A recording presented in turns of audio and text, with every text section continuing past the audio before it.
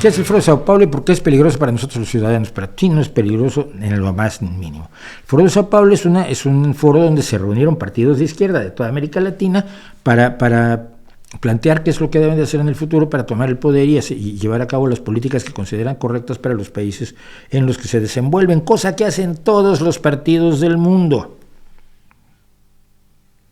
La Internacional Socialista reúne a todos los partidos socialdemócratas y laboristas del mundo y establece visiones generales y políticas comunes como las que aplica en sus votaciones y en sus presentaciones de proyectos legislativos el Grupo Socialistas y Demócratas del Europarlamento, que es precisamente el grupo de los eurodiputados que pertenecen a partidos que están reunidos en la Internacional Socialista.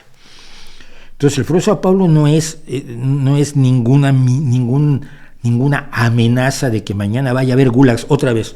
Entramos en la guerra de la demagogia. Claro, entonces va a haber gulags y todos van a ser como Chávez y todo va a ser... Pues no.